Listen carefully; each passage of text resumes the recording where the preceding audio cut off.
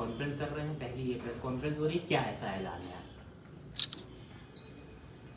देखिए, एक सामाजिक परिवर्तन मोर्चा बनाया गया है, उसमें बहुत सारे दल हैं और वो दल उत्तर प्रदेश में सत्ता परिवर्तन के लिए विकल्प बनने का प्रयास कर रहे हैं, क्योंकि पिछले 5 साल में हमने गांव-गांव में मेहनत की है, संगठन तैयार किया है और बीजेपी के खिलाफ अगर कोई विपक्ष की लड़ाई लड़ रहा था तो वो इसी गठबंधन के और हमारे नेता लोग थे। तो अब ये तय हुआ कि हम लोग मिलकर संयुक्त रूप से उत्तर प्रदेश का चुनाव लड़ेंगे और ये गठबंधन जो है डॉक्टर अयूब साहब जो हमारे भाई हैं उनके नेतृत्व में, हमारे नेतृत्व में ये गठबंधन पूरे उत्तर प्रदेश के अंदर 403 विधानसभा के चुनाव लड़ेगा। और कौन से दल सीटों पे चुनाव लड़ेंगे? सभी सीटों पे चुनाव लड़ेंगे। गठबंधन में 35 से ज्यादा दलों की घोषणा अभी हुई थी और जबकि क्योंकि भाई साहब रास्ते में थे तो उस समय से नहीं आ पाए, तो उनकी वजह से मैंने कहा था कि 4:30 बजे के बाद जैसे भाई साहब आ जाएंगे तो हम लोग मिलकर जो है संयुक्त रूप से इसकी घोषणा करेंगे। अयूब साहब, एक यूनाइटेड डेमोक्रेटिक अलायंस यूडीए पहले से होता था, आप उसके साथ एक और पार्टी के साथ गठबंधन में पहले से थे, तो अब ये कौन सा मोर्चा है, ये क्या है या वही है, क्या है, क्लियर करें। ये यूनाइटेड डेमोक्रेटिक अलायंस में आज राष्ट्रीय उलमा काउंसिल उसके कन्वीनर हैं और पीस पार्टी, किसान पार्टी और नागरिक एकता पार्टी और जनहित किसान पार्टी, ये सब उसके मेंबर हैं। मैं पीस पार्टी का राष्ट्रीय अध्यक्ष के रूप में नहीं बल्कि यूनाइटेड डेमोक्रेटिक अलायंस के प्रतिनिधि के रूप में आज प्रेस कॉन्फ्रेंस में शामिल हैं। और चंद्रशेखर जी ये जो अपना इनके साथ बहुत सारे सहयोगी दल हैं, वो सारे सहयोगी दल के नेतृत्व ये कर रहे हैं, तो हम लोगों ने अलग अलग राह पे चलने के बजाय एकजुट होकर ज्वाइंटली हम लोग चुनाव में हिस्सा लेना चाहते हैं और हम सभी ने निर्णय लिया है कि हम दोनों के नेतृत्व में ये उत्तर प्रदेश के जो 2022 का चुनाव है उसमें हम लोग चुनाव में हिस्सा लेंगे, मगर ये सभी सहयोगी दल जो हम लोग के साथ हैं, चाहे वो ये हो या आपके साथ बहुत सारे पिछड़े दल के नेतृत्व की पार्टियां हैं जो इन्हें नेता मानती हैं और इनके नेतृत्व में काम करना चाहती हैं, तो हम लोग जॉइंटली रूप से हम लोग ये चुनाव में हिस्सा लेना चाहते हैं। हेलो डॉक्टर अयूब साहब, असदुद्दीन ओवैसी साहब के साथ क्या कोई बातचीत आप लोग, क्योंकि कल एक मोर्चे की बात उन्होंने भी कही थी, तो क्या मतलब उनसे अलग हैं आप लोग या किस तरीके का, क्योंकि उन्होंने कहा कि वो समाजवादी पार्टी का जो गठबंधन है वो उससे भी ऊपर है, वो लोग भाजपा को वही लोग टक्कर दे रहे हैं। मेरा सवाल इसलिए क्योंकि मतलब 35 लोग के साथ आप लोग हैं, 35 से ज़्यादा दल हैं, तो कैसे क्या देख रहे हैं? हम लोगों का विचार बिल्कुल साफ है कि जो भी समाज में सांप्रदायिक द्वेष फैला रही हैं जो पार्टियां और समाज में जो नफरत फैला रही हैं धर्म के आधार पर और जो जातीयता के आधार पर नफरत फैलाने का काम कर रही हैं, और इसमें समाज का एक बहुत बड़ा हिस्सा जो पिछड़े का है, दलित का है, मुसलमान का है, वो उपेक्षित है। उनको सत्ता में न तो हिस्सेदारी मिल रही है और न विकास के अवसर मिल रहे हैं। जो भी पार्टियां सत्ता में आ रही हैं वो अपने कुछ लोगों को ही फायदा पहुंचा रही हैं, मगर संविधान का जो दायित्व है वो निर्वाह नहीं कर रही है सरकार में आने के बाद।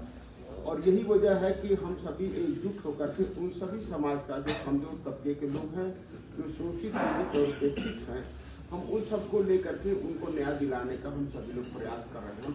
और यही वजह है कि हम सब एक साथ मिलकर के इस संघर्ष को और मजबूती देने का काम कर रहे हैं। कल जब ओवैसी साहब की प्रेस कॉन्फ्रेंस हुई, उन्होंने कहा कि एक दलित समाज से, एक ओबीसी समाज से मुख्यमंत्री होगा और 3 डिप्टी सीएम होंगे जिसमें से एक मुसलमान होगा। आपका गठबंधन क्या कहता है? हमारा गठबंधन बिल्कुल साफ विचार है कि जो समाज में सत्ता में हिस्सेदारी नहीं मिल पाई है, हम उसे समाज में सत्ता में हिस्सेदारी दे रहे हैं और ईमानदारी के साथ समाज के सभी वर्गों का ताकि विकास हो सके। हम सभी ने ये फैसला लिया है कि चूंकि पिछड़े और दलित के बहुत सारे नेता की पार्टियों ने भाई चंद्रशेखर जी को अपना नेता माना है और उन लोगों ने सभी ने समर्थन दिया है, इसलिए हम सभी ने निर्णय लिया है कि अगर हम सभी की सरकार बनती है इस ज्वाइंट जो परिवर्तन की सरकार बनती है तो हमारे मुख्यमंत्री जो होंगे वो चंद्रशेखर जी होंगे और पिछड़े समाज की जितनी नेतृत्व की पार्टियां हैं वो पिछड़े समाज का एक मुख्यमंत्री और मुस्लिम समाज का एक उप मुख्यमंत्री होगा। दो उप मुख्यमंत्री होंगे, मगर वो दोनों मुख्यमंत्री और मुस्लिम समाज के जितनी राजनीतिक दल हैं उनसे होंगे और पिछड़े वर्ग का एक उप मुख्यमंत्री होगा। जो पिछड़े दल के सभी दल हैं जो साथी हम लोग के हैं उनके नेतृत्व से एक उप मुख्यमंत्री होगा। किसी को बड़ी पार्टी को समर्थन देंगे आप?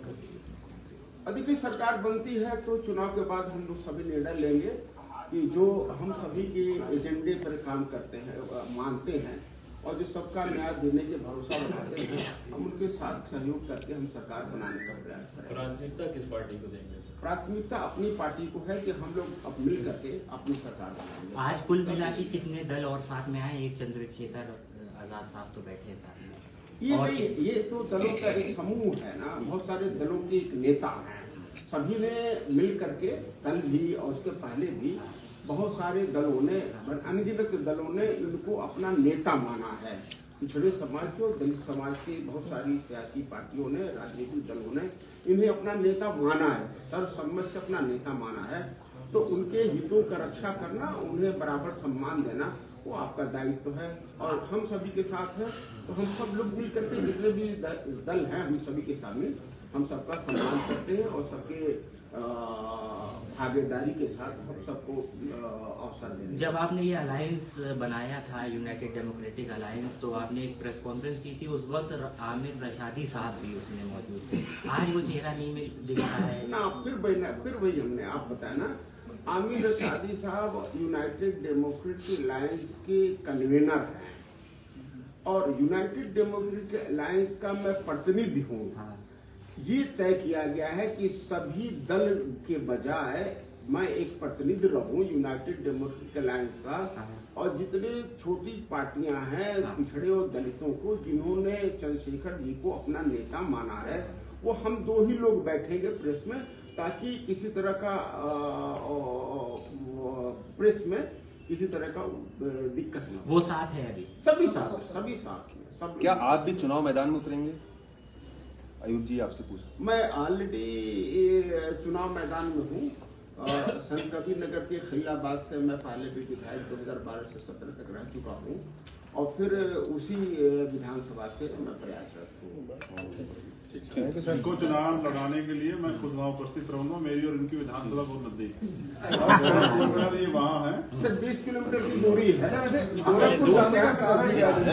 हम मिलके जो है हम बताएंगे कि किस तरह से जो है शोषित वंचित समाज के लोगों की आवाजों को उठाया जाता है, क्योंकि अब तक सभी दलों का अवसर मिला, उन्होंने सिर्फ ठगने काम किया है और अब हम लड़ने वाले लोग मिलके राजनीतिक शक्ति बनाएंगे और उसके जरिए जो है शोषित वंचित जो पिछड़े दलित अल्पसंख्यक जो लोग हैं उनके हितों की रक्षा करें। धन्यवाद। मुख्य मुकाबला किससे मान रहे हैं अपना, किस पार्टी से खासतौर से? हमारा मुकाबला अपने साथियों से और खुद से है, क्योंकि हम खुद को तैयार कर रहे हैं, क्योंकि ये लोकतंत्र है। इस लोकतंत्र में आपको कोई अवसर नहीं देगा, आपको अपने लिए अवसर खुद तलाश करने पड़ेंगे। हमने मेहनत की है 5 साल और हम अयूब साहब यहाँ बैठे हुए हैं, वो तो पहले से विधानसभा में भी रहे हैं। उन्होंने अपने आंदोलन के जरिए बहुजन समाज के हितों की रक्षा की है, तो इसलिए जो है मैं चाहता हूँ कि और अच्छे लोग जो है आगे बढ़ के इस आंदोलन से जाएं और वहां जाके उनकी कमजोरों की आवाज बने। यूपी की जनता को क्या देने वाले हैं अगर इस गठबंधन की सरकार बनती? एक संयुक्त मैनिफेस्टो जारी करेंगे सब लोगों के मुद्दों को लेके। अभी तो एक जो मुझे महसूस होता है कि हाशिए पे रह गए लोगों को अब अपना दल मिलेगा, अपना विकल्प मिलेगा, उनकी दल के जरिए उनकी बात जो है वो सदन तक जाएगी और सदन के पटल से उनके लिए नीतियां बनेगी। धन्यवाद आपका। उर्दू नवाज होने के साथ साथ शायरी का जज्बा भी रखते हैं और लोगों के अशार को गुनगुनाते हैं। आइए हम आपको आज इनके शौक़ को और इनकी आवाज़ को आपके रूबरू करते हैं।